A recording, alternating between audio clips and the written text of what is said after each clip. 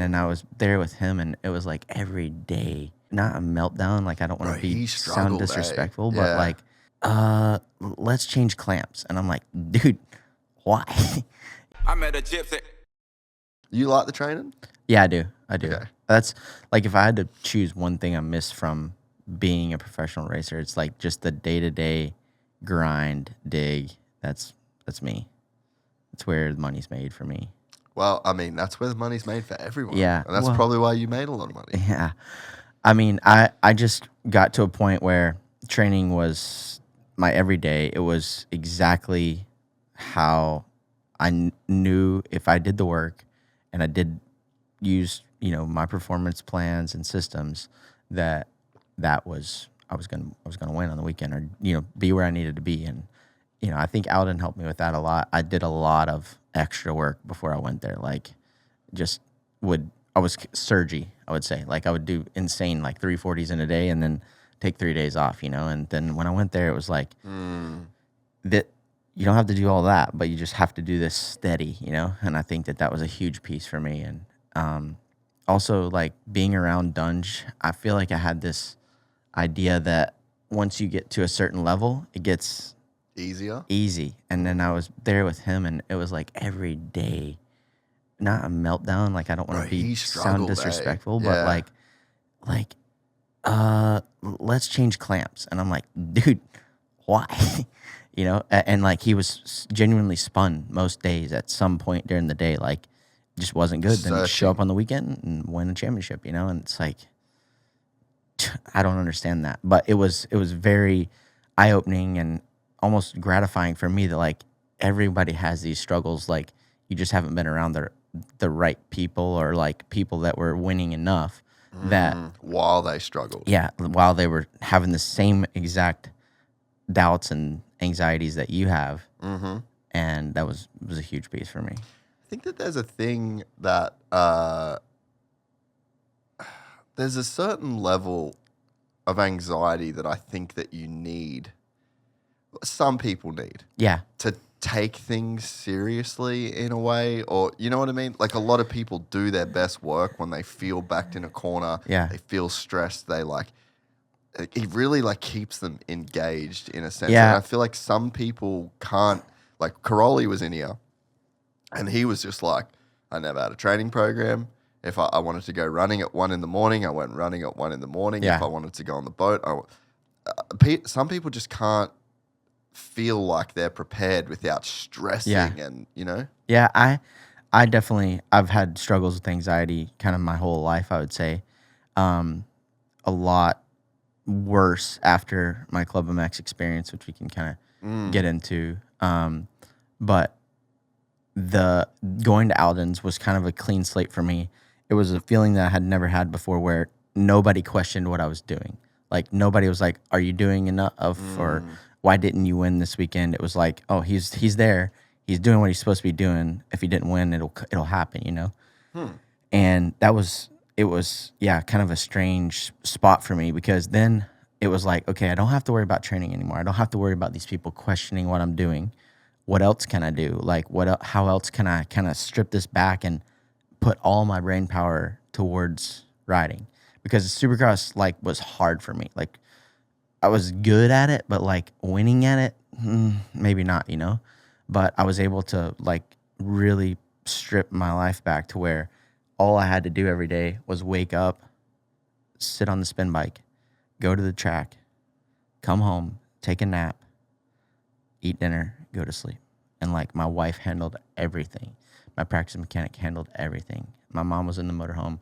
My meals were right. Like, everything was so perfect and so precise, and it kind of took the anxiety out of it a little bit. Sure, I still got nervous, and it was really hard for me, and, like, I had to be focused, but there was no variables, like I said earlier. Like, the variables scared me more than just sticking to the plan and knowing when I get there I'm going to be 95% every time. And when my 95% were good enough to win, then it was like, oh, like I can repeat this, This, I did this on Monday, I ate this on Friday night. Like, we can make a system out of this. And that's what I did. And that's kind of where my success happened. Yeah. And it makes a lot of sense And I think that is the Alden effect. Yeah. And maybe it's wearing off a little bit. Maybe it's not. I think he's changed his I don't want to say philosophy, but dude, when I went there, it was me, Jason, Marvin, and Dunge. What year was that? That was 16 going into 17. Okay. Yeah. And dude, it was so basic, like so simple. And that was the thing that made it so good for me. It was like everything was simplified. Everything was done and dusted. Like we didn't have to think about anything. Like there was water at the track. We didn't have to bring water. Like every little detail that you think doesn't matter, that just takes like a tiny percentage of your brain to think about, that was all done for us, you know? And he had such a good thing going. We were paying a premium for it, but it was the way that it should look, you know?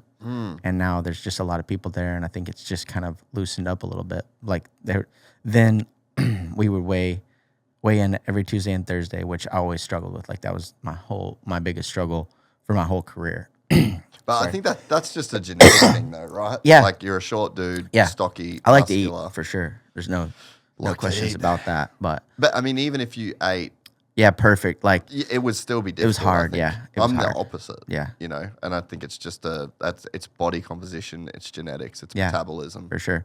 So we would weigh every Tuesday and Thursday, and then for me there was pop weigh-ins the first year. So yeah. He was almost like your parole officer. Yeah. For pictures weight. of every meal I ate, everything I ingested. Shit, that's got to get draining, bro. It did, but like at the same time, like for me, it was a little bit of solitude. Like if I'm doing this, these guys are doing this, they're winning, it'll happen, you know? Like it was just simple, you know? And we got to a point in the off season, like I showed up weighing like 178 or something, and he was like, 160 is the mark, and I'm like, bro, like there's no shot. Like I just won Budds Creek the week prior on the 250, my first win. Get there, he's like, yeah, you need to drop 20 pounds. I'm just like, for sure, dude. Like no problem. Look at your legs though, dude. Yeah, like you have like massive quads. So I had basically the whole off season to get to 160. But we had that SMX Cup thing, the manufacturer's cup in Germany. Went there, broke my wrist. So most of my off season was cooked. Like I've just put this huge investment in, you know, a little bit out of my league to go there to start with money wise. What was it? What did it cost back then? Well, that year they paid $100, I paid $100, but I had a private practice mechanic too. So, and I was like, the guy I hired, Keith.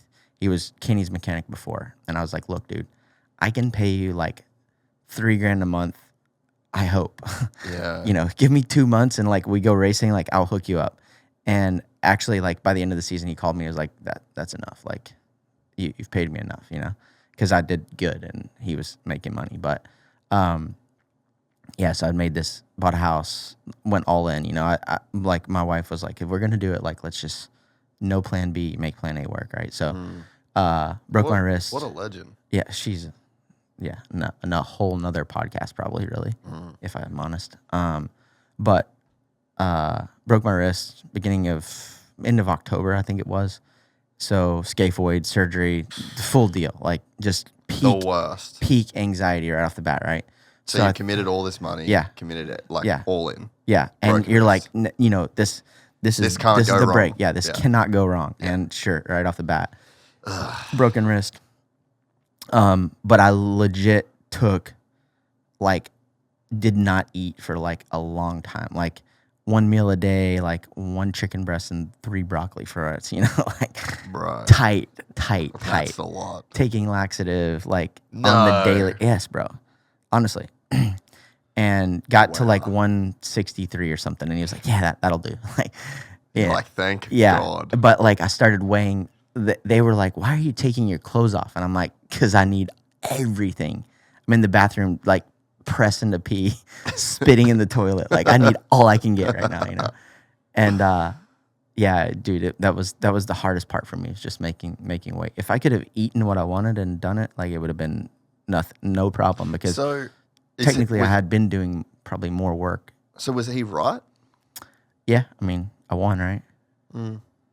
I guess that's the metric. Yeah, But in 2020, I was a little heavier. I was more like 168, 170, which I feel like is where I really thrived. Fighting weight. Yeah, but my bike in 17 and 18 was not the fastest. It was good, but it wasn't the fastest, and we needed kind of all we could get. So, rightfully so. You could feel a difference? Yeah, for sure. Yeah, absolutely. Were you tired easier, or was it like physically? Because there's I'm going to talk about jiu-jitsu, everybody. Zach's kid does jiu-jitsu, so we're in a safe space here right now. Yeah. He gets it. But there's definitely a pit. There's a point where I'm too small. Yeah. And too skinny, and I feel like I got good cardio and good energy, but I'm not strong. And then there's a period where, like, probably now, like, I'm at my heaviest now. I'm like 183 or something, and I'm like strong and I'm heavy, but I'm a bit slower, and I'm just not as like snappy. Yeah. So people do have a sweet spot. Yeah, like I said, I think for me that's like 170. Yeah. I got really sick in 17 right before St. Louis. Got something like some kind of norovirus or something. Was like puking, passed out on the floor on a Thursday afternoon. Have to go race. But that after that weekend, I was like 158, and I was like, nah, it's saying it. Like I'm not good. I'm not well. I need to eat some more.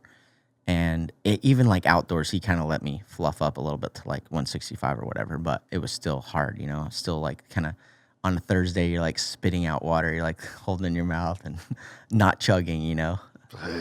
Yeah, it was hard for me. That's wild. That's a wild commitment level. But on the flip side, like I can definitely see, like I was around in that period of time. I can't remember if I was ever at Alden's when you were there. I don't know. You would probably remember. Would we have ever filled it?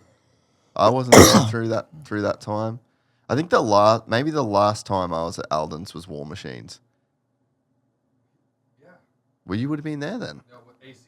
Yep. AC? AC. I wasn't there in AC era. Okay. He was the It was year before me. Ando. Ando was on Husky there. Kenny was there. AC was there. Marv was there. But I mean, I remember that era was you went there and you won. Yeah. And it was everyone.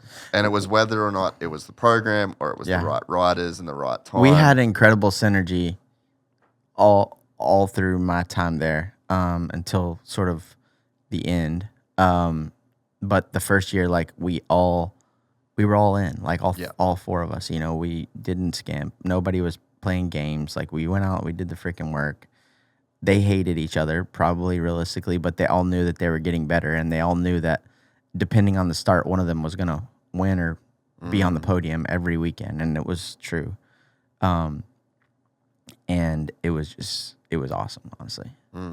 It was a vibe back then. Yeah, it was. It really was. You could feel it when you went in there, like Alden didn't fuck around. Yeah. No one fucked around. No, like that. No messing around That at was all. business in that place. Yeah, and like I had great time there, like great times with Marv and Coop and Jason Dunge. I grew up racing Dunge, beating Dunge my sort of whole amateur career, and then obviously our careers were very different, but I enjoyed working with him. Like I enjoyed getting to see him in those spots and in those vulnerabilities, and it was very eye-opening for me. It is remarkable. Yeah. And he's talked about it on here, like the struggles that he had. Yeah. But man, he was a head case. Realistically, yeah. Right until Saturday. Yeah.